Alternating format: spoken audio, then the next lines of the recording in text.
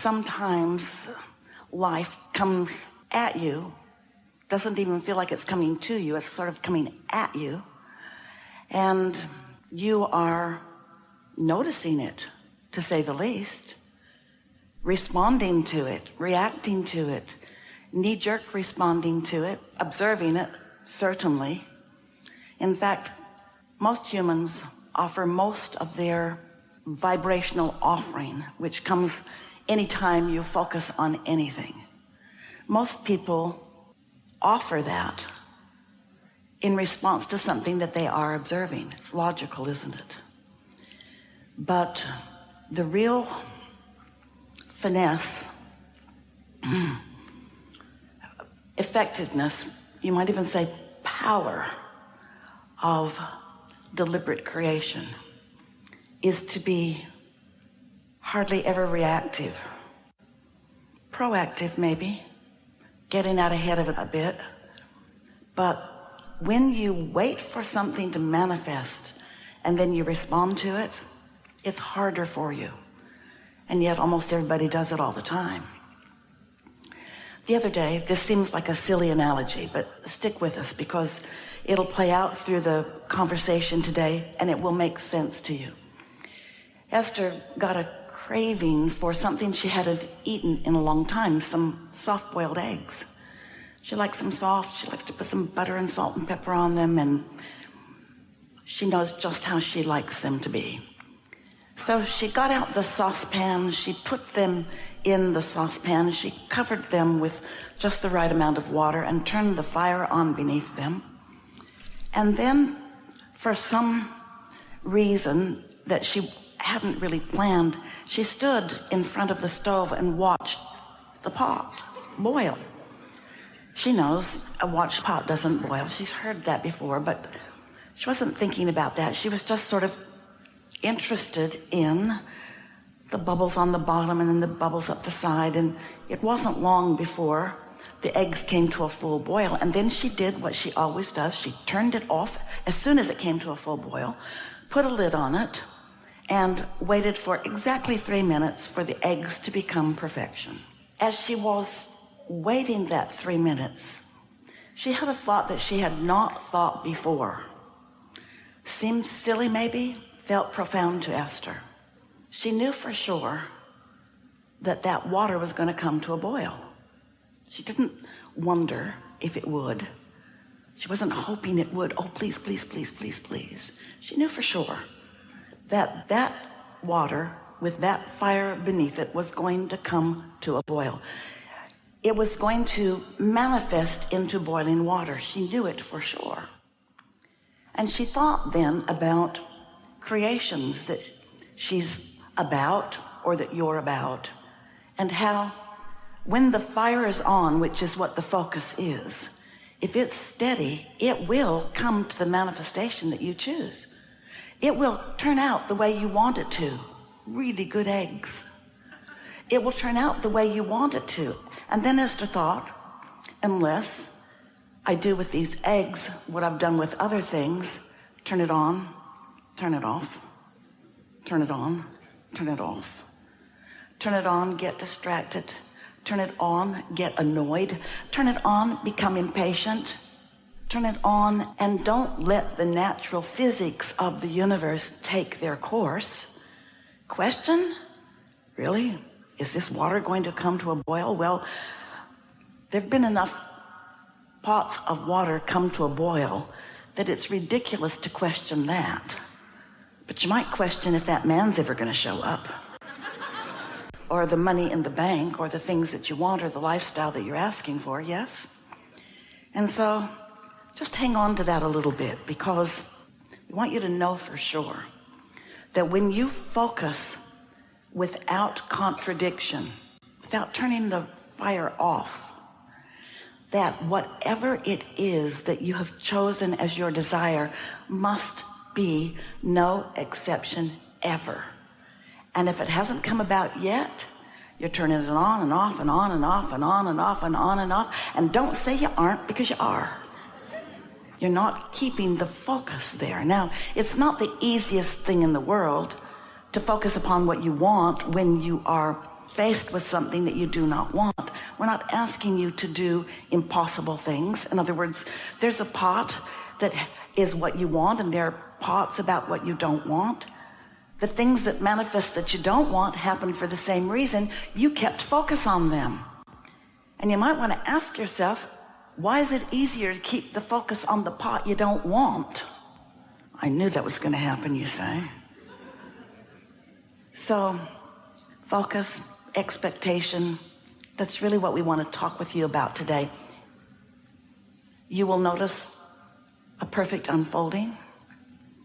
The other day, favorite news story, Esther heard it secondhand from her daughter, her family, mom, dad, teenager, on their way Saturday morning to get bagels, the only really good place in town that has them.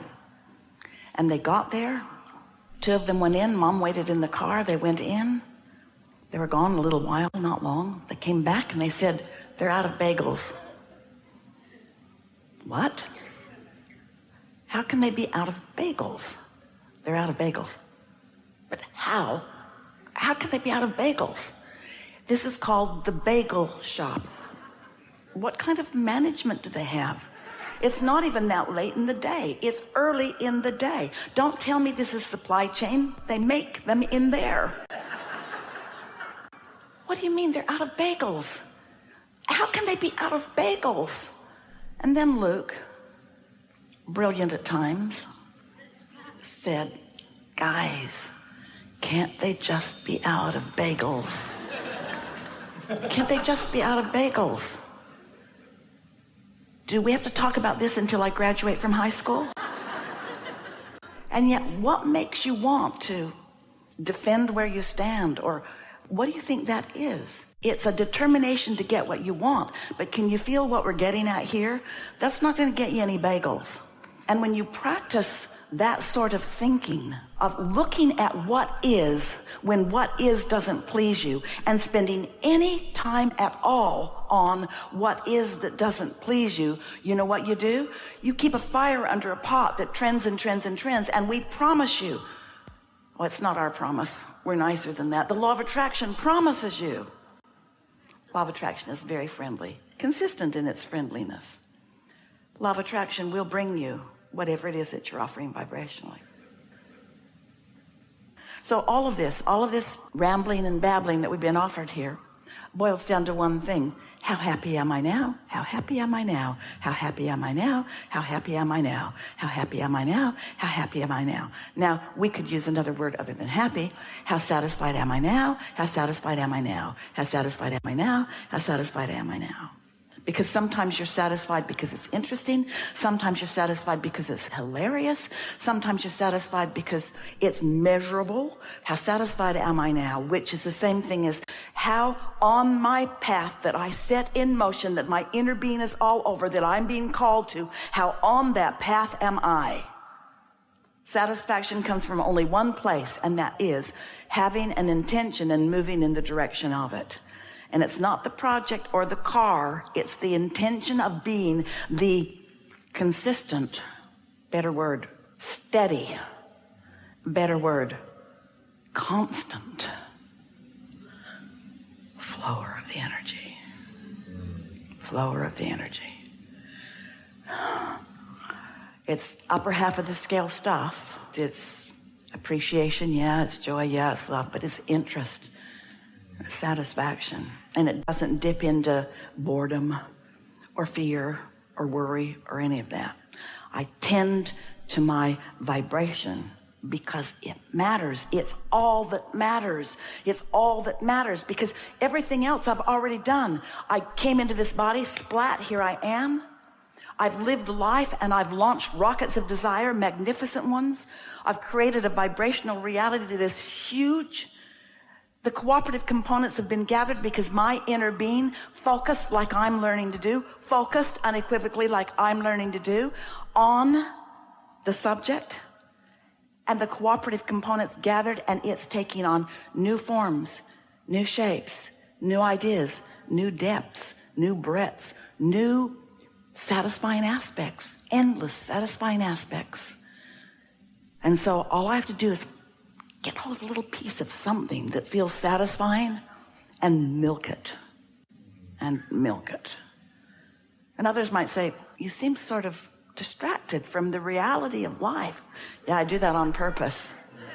I've been working hard on ADD. It's an art. What do you mean it's an art? It's the art of defocusing what is so that I can create new stuff. Because what is baked in. You know, often you come into your physical body with an intention that is so strong that goes something like, because you're a teacher, no assignment there, it's just who you are. No obligation, we mean nothing that you're meant to do. That's not the point of it. But you come into your physical experience with strong intentionality sometimes. And as a teacher of this time and this place, especially in this time, there are so many people who don't think their own thoughts. There's not room to think your own thoughts. You're so busy absorbing everyone else's and pigeonholing and cataloging them. And sometimes, in fact, it's really often that people come with enough of a stubborn, meaning non-physical decision variable, that they can't be persuaded to conform. Here's why. Oh, we've never said this before with this fervor or intensity. This is so important. Do you know what singular thing gets in the way of the majority of people of focusing themselves into the better experiences that they are asking for? Attention to what is. What is what's in the way of what's new for everyone. It's evident. As people are observing and defending and describing, they hold themselves where they don't mean to be, where they don't want to be. Yeah. The law of attraction is responding to everyone, to the vibrational offering. Most people don't have a clue what they are vibrationally offering because they're covering it up with shoulds and woulds and words. So for most people, until it manifests, they didn't even realize they were there. And here's the piece that we're wanting you to feel our acknowledgement of it. We know you know it. The world is communicating not with words, but with vibration. That's why you have this born with sort of innate resistance to not get so wrapped up in the memorization of life that people are wanting to present to you.